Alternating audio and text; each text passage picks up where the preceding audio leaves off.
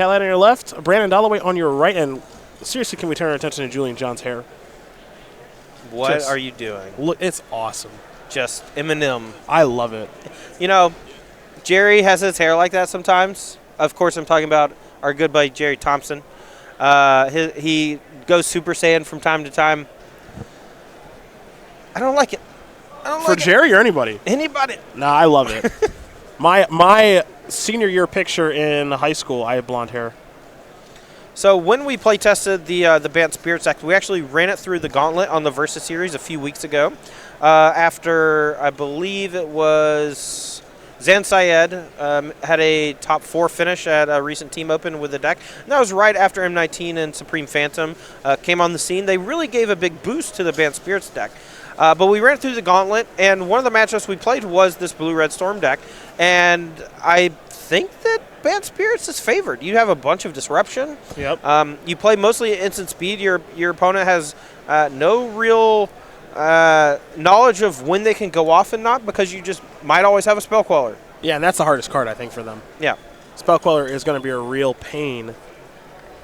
This is a Selfless Spirit. This one doesn't matter nearly as much, but it is a clock to get things started against Storm there for Cat Light. For Dollaway, it'll be a Baral Chief of Compliance. This is always the scary part, but it looks like Cat does have access to Path to Exile, so it's not going to do too much. I would have loved to have seen her go for an upkeep Path to Exile, just because the 1 mana might end up mattering, and having it tapped on that turn it's not overly important, and playing at main phase signifies that she wants to definitely resolve Supreme Phantom without either being taxed by a remand. So if she waits for the upkeep, it's possible she actually loses the game on the spot if Brandon goes remand and then just has all of the combo pieces. Yeah. So she doesn't have the option to hold up the mana and play around remand. So in hindsight, I do like her play more than doing on upkeep, since she did want to play the Phantom. This will be an opt on the main phase here for Dollaway. I'm going to take a look at the top card. Scry 1, of course. We'll see where that card goes, and then Dollaway will be drawing a card. Looks like Brandon will be keeping it on top. Very likely digging for another 2 mana cost reduction creature, if I had to guess. This will be a Manamorphose. That will resolve, so Dollaway will draw a card. He'll play another Manamorphose, draw another card. Now there's a Sleight of Hand. Manamorphose, a card that John Finkel in his premium article for Star City Games said that people don't cycle it enough. They sit with it for a little bit too long, when it's a card that you can happily cycle away. Oh, for sure. The problem is Manamorphose is one of your best cards when you have a Baral or a Goblin Electromancer on the battlefield. So there's always the desire to use it as a ritual effect as well as drawing a card. And it is one of the more explosive ways to generate an advantage when you're trying to combo off. We're heading back over to Cat Light now. Supreme Phantom, Selfless Spirit. Those are on the battlefield. The follow-up is a Phantasmal Image. Going to copy another Supreme Phantom. So this will be a bit of a faster clock as we head back over to Brandon Dollaway. So I don't think she quite has lethal next turn. Looks like she has a total of 8 power. I think Dollaway should be at 11.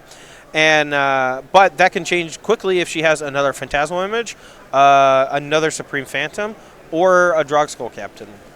So there's a possibility that Brandon's under enough pressure that he has to just go for this turn. But he can clear a lot of the battlefield from Cat's side with something just like a Grape Shot. Like, Grape Shot will clear the Phantasmal Image even if Cat goes for the Sacrifice Selfless Spirit. Yep. Just because of the ability on Phantasmal Image itself. Dollaway fanned out his hand.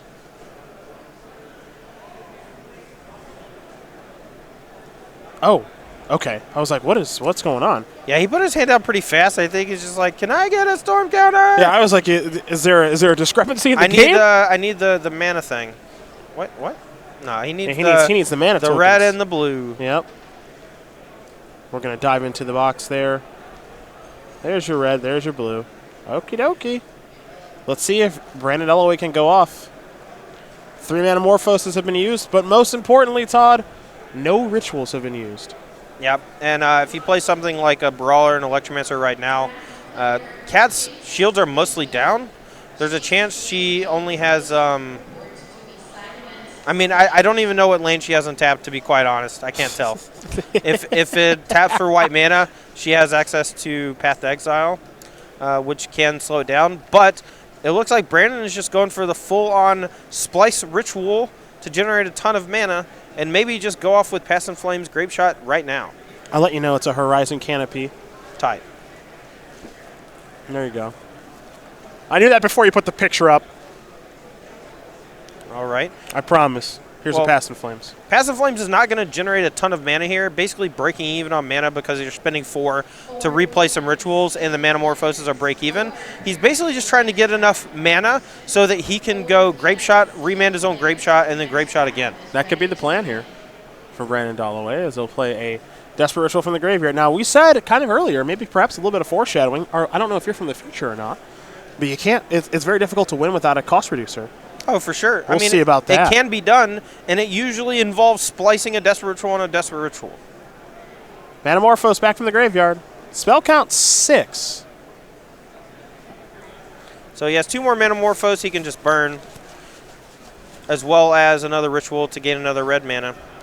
And he's playing it a little cautious here, just in case he whiffs.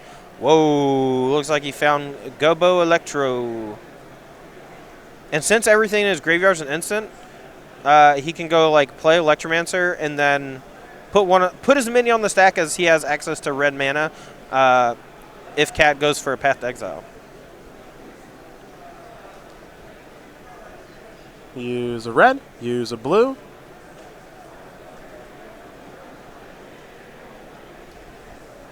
Electromancer. Going to clear a little space up for it. Now the only concern is Path to Exile. Steam Vent's untapped. So even if Cat's able to path and respond, Brendan's going to be able to generate 5-ish mana just from his graveyard alone because he can cast a Ritual and a Manamorphose even if Cat responds with a path. There's a Pyretic.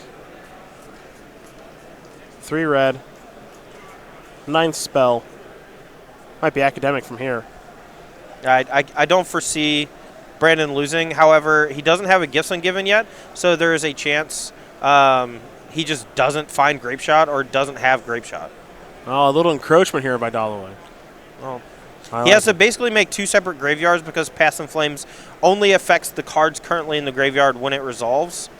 So he has an Exile zone, a Past in Flames zone, as well as in the graveyard but not hit with Past in Flames. Correct. Sleight of hand. Spell 11. We'll look at the top 2. Samuel Graebner with Bant Nexus up a game here over Julian John. And as Dollaway does fine, Gifts Ungiven, Catlight will concede and move on to game number 2. So Brandon Dollaway wins game number 1 here with Storm over Catlight playing Bant Spirits. You saw there that this Storm deck, pretty impressive stuff given its ability to say, you know what, I don't have a cost reducer just yet, but I can still do my thing. I can find one, and then I can kill you. Yeah, and there's a chance with that draw, even without a mana-reducing creature, if he just had a bunch of Manamorphose and Rituals and et cetera, he might have been able to generate enough mana to just go Grape Shot, remand my own Grape Shot, and then Grape Shot again. He got Storm up naturally to like 7 or so before he even had to cast the Electromancer that he found off the sleight of hand. So, you know, even though it doesn't happen often, there's a chance he could have won that game even without drawing the Goblin Electromancer. Well, we're going to take a look at Catlight's sideboard here. Let's take a look at 2 Geist of St. Traft, 2 Stony Silence, 2 Thia Guardian of Thraben, 2 Damping Sphere, 2 Rest in Peace, 2 Worship, a Kasali Pride Mage, a Settle the Wreckage, and a Ceremonious Rejection. What do you like, Todd? I like Graveyard Interaction. I think Rest in Peace is fine. Damping Sphere is pretty good against Storm decks in general. They basically have to get it off the battlefield before they can combo. Thia Guardian of Thraben is good. However, it does get blanked by a single mana reduction creature from the other side. So it's not as devastating as it would normally be against a Storm deck, just because normally it just makes everything cost 1 more. but half the root point of the entire Storm deck is that it's trying to make everything cost 1 less. So if they're able to get a Brawl on the battlefield, it just cancels Thalia.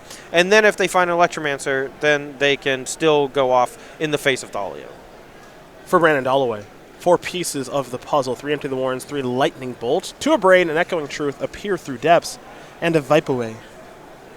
I like bringing in some interaction. I think you want some bolts. I don't love Empty the Warrens against any deck that's mostly creatures, just because there's a chance that if you only make like 12 goblins or whatever, there's a chance that it just isn't lethal in a couple of attacks. Like you might just run out of goblins once they all get blocked a couple times. So I just like bringing in a few ways to kill some of the more annoying creatures like Spellqueller, Thalia's after sideboard, and maybe just buying some more time by killing something like a Droxel Captain or Supreme Phantom. Yeah, I like the idea of Abrade or Bolt here. Maybe Abrade, since Abrade can kill Sphere. Yeah, Abrade definitely seems like an easy one, just because most decks in Modern at this point have started adopting some number of Damping Sphere, and just because it's cheap and it interacts with both Storm and Tron. So I think it's always safe to bring in Abrade no matter what you're playing against. As far as the other things like Echoing Truth, Wipe Away, you already have a few of those types of cards in your main deck. I don't think you want that many, especially because after sideboard, if you have Abrade, then that gives you 2 Abrades, a Repeal, and an Unsubstantiate to be able to interact with something like a Damping Sphere. That strikes me as probably more than enough. Yeah. 4 of that type of effect is probably going to be just fine, as we know that our players there in Legacy are still battling there. Peter Tubergen with his trusty Pepsi hat against Timothy Schulz. That's Blue-Black Dust Shadow against Land. You can see at the top. Still battling it out. Dollaway up 1, as is Samuel Graebner with Bant Nexus. Well, these players are getting ready here for game number 2. We are going to talk about our Guilds of Ravnica's pre-release playmat. Now, we want you to register for your pre-release, of course, because we want you to play with Magic's newest set. But if you play with one that is partnered up with Star City Games, you will get access to this fantastic playmat. It is Meals on Steel. That's the name. And look at our creature collection animals, Todd. Just taking a little break, getting a little lunch in. And what those animals don't know is that Hippo's actually going to eat them all. What they also don't know is that you'll never get to do this at a Magic tournament. How do you know that? Eating lunch is impossible. Oh, well, that part, yes. I thought you were talking about on a crane in the air. Oh, no, that's terrifying. I don't know. These are all the characters, or not all the characters. It is a host of characters from our creature collection, all kind of hanging out after a hard day's work, to take a little break. It's a nice little image. Got a fox. Got a kraken. That's Slobber and Mile Driver, sir. I'm sorry. Got a kraken. Yeah. Got our hippo that Patrick and I protested for almost 2 years until they finally gave in. Bunny, and it appears as though a cat.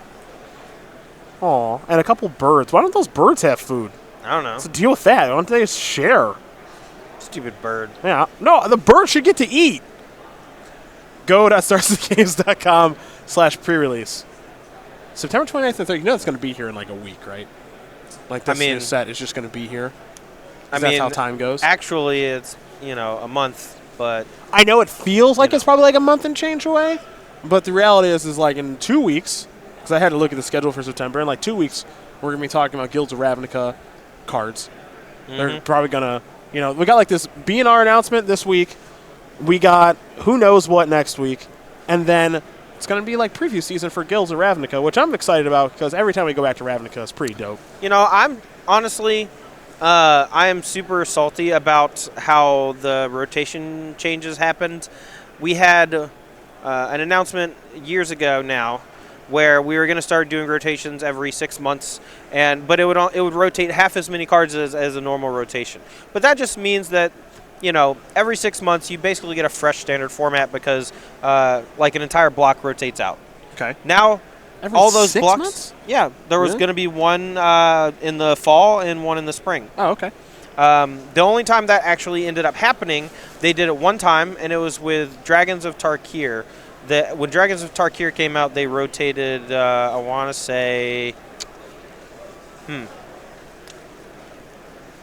Heroic block, Theros. Okay. I think that's what happened. But they basically only did it one time, and then a couple weeks before they were going to do the new rotation again a year later, they decided to revert on it because people were upset that their cards were rotating out of standard so quickly, which is a reasonable concern. However, Now we have Kaladesh finally rotating. It's been almost 2 years. Seriously feels like it's been here forever. Since the first Smuggler's Copter was cast.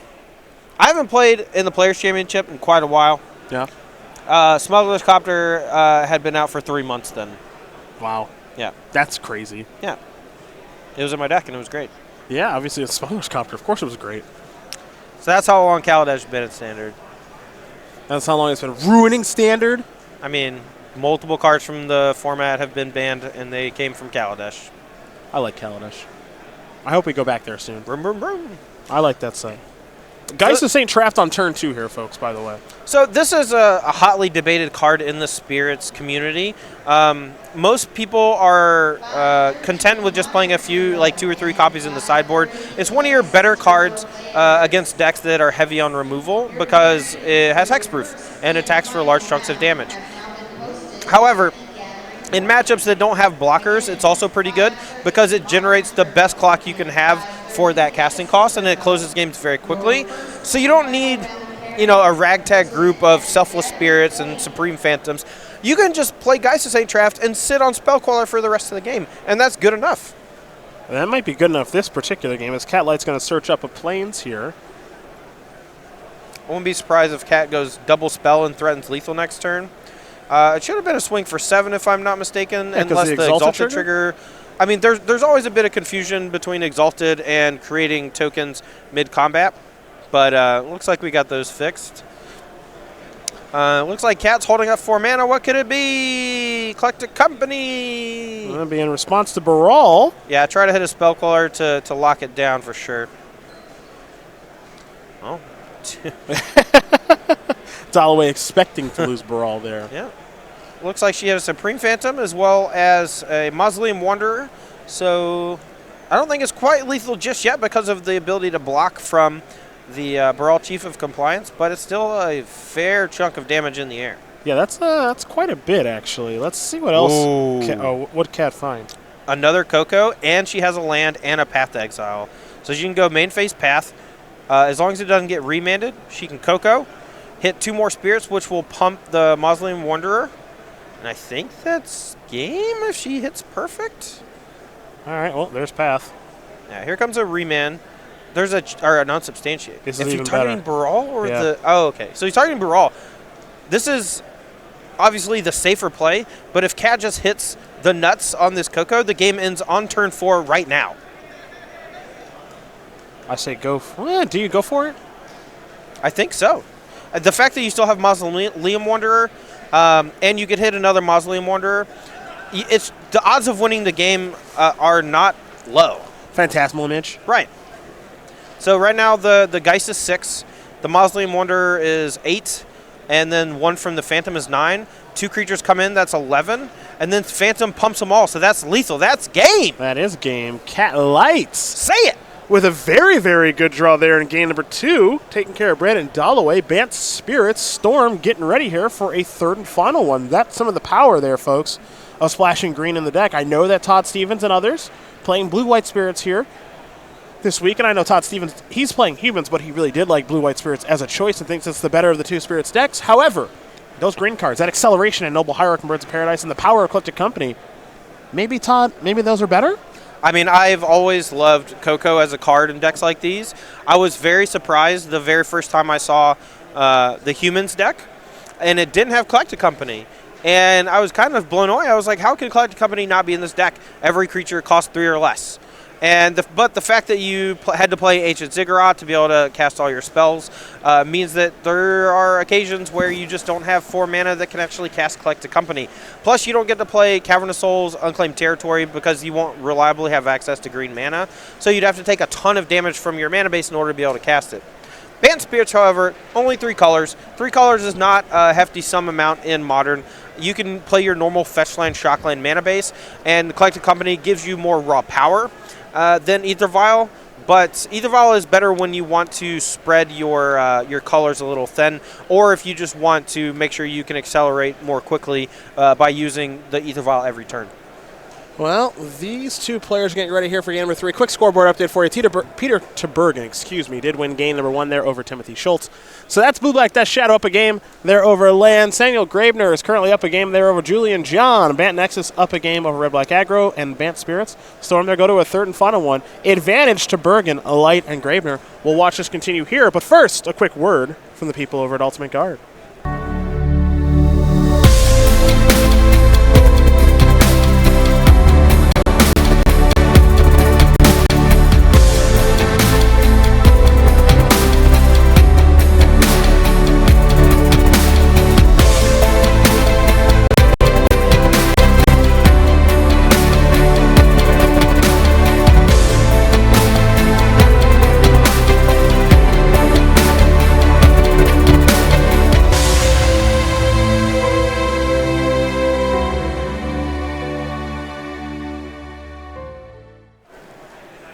Game number 3 about to be underway here between Cat Light and Brandon Dollaway. If you're into that Chromia Skin Sidewinder product from Ultimate Guard, go to StarCityGames.com/Ultimate Guard. It's the place to find them.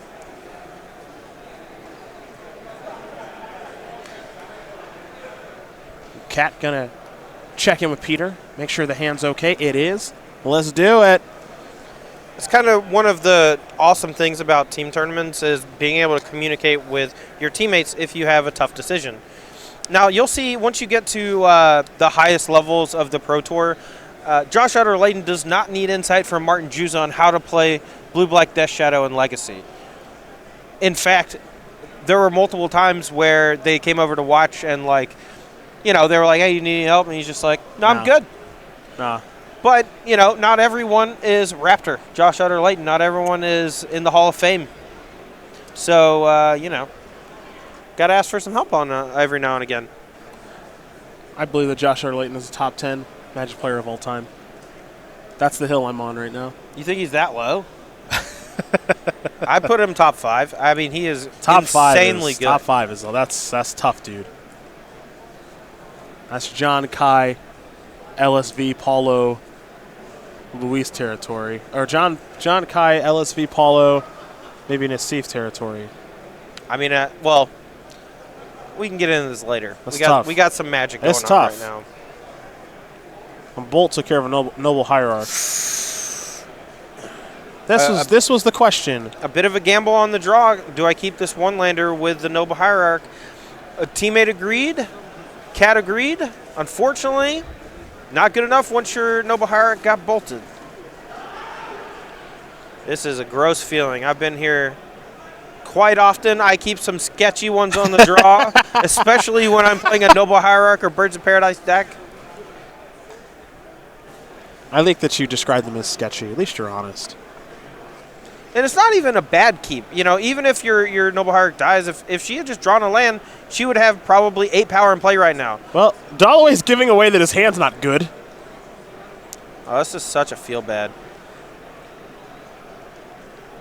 You can see her posture change too. She like leaned back in her chair because she's just like, why is this happening? Well, all Brandon's got right now is just some lands. Maybe some more removal.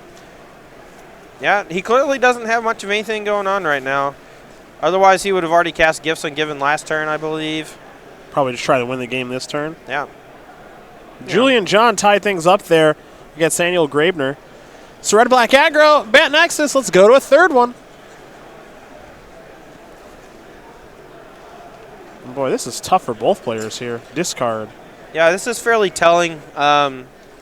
So Kat has multiple 3-mana spells in hand that she's wanting to hold on to and is choosing to discard Rattle Chains instead. That must mean the hand's really good, though. Yeah, I mean, it's 7 spells. Yeah. It's just got to be a really good 7-spell hand because Rattle Chains you would think would be actually pretty good at right now. Yeah, I mean, being able to flash in all of your spirits while holding up Spell Queller is a big deal. I don't know what I would have discarded instead if I'm in Kat's shoes because I don't know her hand exactly. But you have to imagine it's all good. Well, there's Selfless Spirit. So I think it's important to note that she actually kept Selfless Spirit over Rattle Chains, and that's specifically because the Selfless Spirit can protect Spell Queller. Yep. Dollaway certainly showing some frustration here. He's drawn quite a few lands, waiting for a Gifts Ungiven to essentially win the game, or a cantrip, just something that does anything. You know, Kat has a tough decision here. She can play a Geist of Saint Draft, I believe, or hold up Spell Queller, but she has to recognize that Brandon hasn't done anything while she was stuck on one land for 3 or 4 turns. So I think she has to try to just win the game over the next few turns, and the way you do that is to play Geist of Saint Draft right now and cross your fingers that Brandon doesn't do anything horrific. Yeah, right now the Geist of Saint Draft would be uncounterable. Cabinet of Souls out there naming spirits, of course. Yeah. And Unsubstantiate could obviously have made that bit difficult. Oh, boy. Oh, there's an island. Grape Shot, Pass and Flames, Rituals. This seems like enough.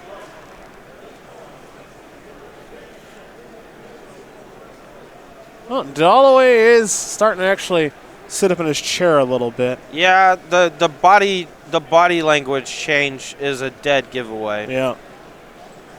And, I mean, obviously getting out the Caleb Share token. You don't usually do that unless you're going for the kill that turn. Desperate Ritual. Grape Shot. Past in Flames. Yep. Grape Shot. Yeah, that's enough. So the first one's for 3, the second one's for 4. That's 7, putting Cat down to 9. And then Past in Flames plus Grape Shot is enough. 3 and 4 is 7, and then 6 and 7 is 13. Yeah, that's plenty. Brandon Dollaway going to win this match here over Cat Light. Storm going to take care of Bant Spirits. I guess we're headed down to Standard Row here, Todd. We are going to watch Julian John. I mean, I can't pass up on that here. You kidding me? Look at that. That's lit. Please watch Death Shadow. I just want to see more Death Shadow. That is lit, as the kids say. Look, I think we are legally not allowed to use that word. Really? There's a legality there? Yeah. Why is we're that? too old. Dude, 32 is not that old. It's too old to say lit. That's probably true. In a non-ironic context. That's probably true. Jeez. Also, fam. I refuse that. I don't use that. I kind of like lit. Actually, I like the fire emoji. That's what I like. I don't really like lit all that much. I do like a fire emoji.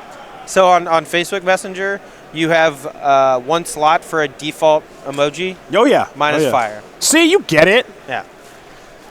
Although I'm tilted because it like immediately sends the fire emoji when you click it. It doesn't let you like go triple fire emoji in one thing.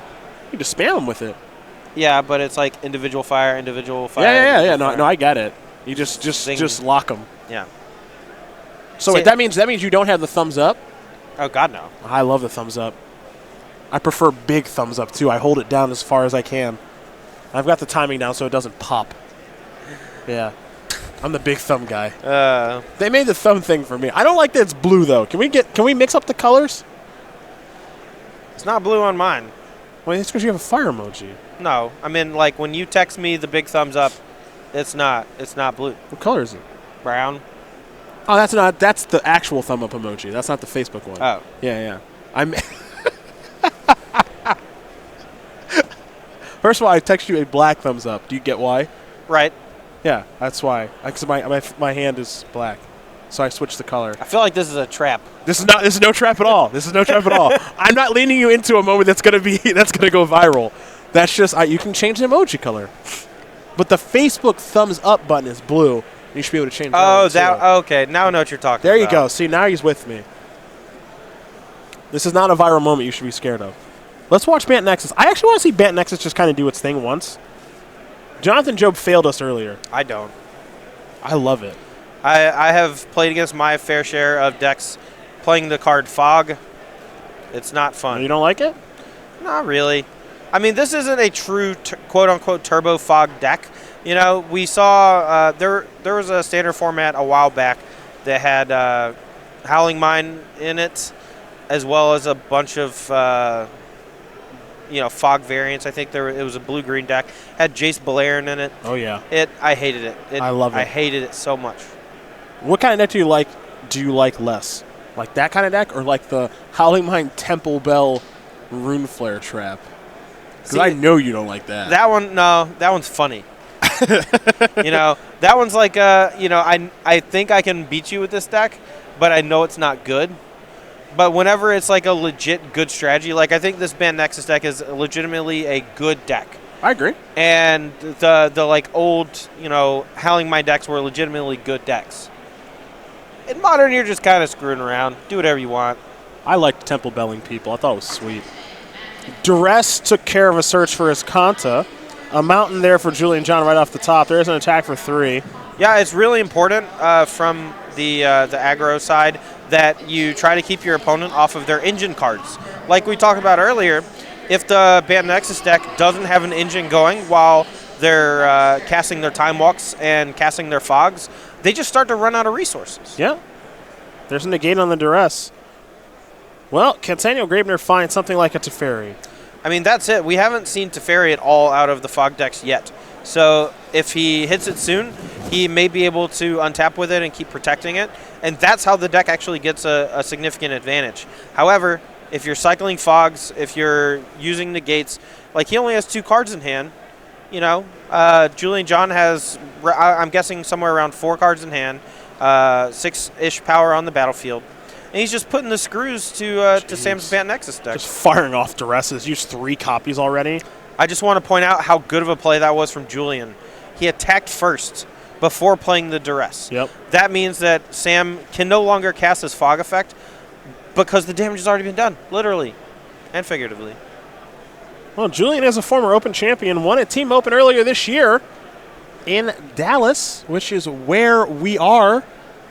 He could be the repeat Dallas champion. Yeah. Though his teammates are a little bit different there. He was teaming up with Kevin King and Awesome Rossum. That's a good squad. Yeah, that's a good squad. All right, so now even through a removal spell, Julian is presenting lethal. Even through a Teferi Tuck, he's presenting lethal.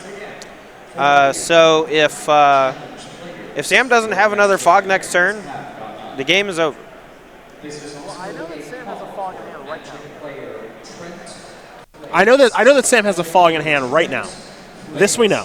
Okay. He cycled it. Well, he doesn't have a Fog in his hand anymore.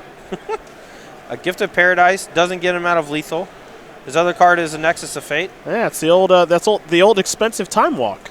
Yeah. That's I'm gonna mulligan this turn. Yeah. We're gonna see if we can do better next turn. Let's try again next turn. And this is exactly what I talked with you about on the Cedra Phillips podcast. This Band Nexus deck, the Nexus of Fate is a fine Magic card, yep. But it costs 7. You have to do something in addition to casting the Time Walk. Otherwise, it's not enough. Well, better find a Fog now off of Teferi. Didn't get a great. What's that? I didn't get You're a great dead? look at what that was. It's a land and a Gift of Paradise. I'm pretty sure. I think you're right. I think it's a Hinterland Harbor. All right, untap these. Go ahead. It's possible the other card's a Root Snare, and I haven't seen it enough. He's definitely going to swing at the face. He knows that if he doesn't have a Fog, he's got to go for the kill anyway. There's only a few cards besides the Fogs that could do much of anything at all anyway. Bobo. I don't love playing a Bomat Courier into a potential Settle the Wreckage, though. That's the only thing I don't like about this play. I like it. I like the gusto here from Samuel Graebner if he has nothing. You got to kill me. I'm not conceding.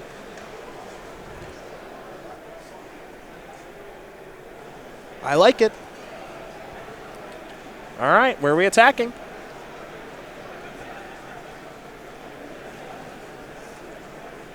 Ragavan and everybody else. Where are we going? Will Julian John maybe overthink this a little bit? Trigger. Well, he's 100% putting lethal at Sam. Okay.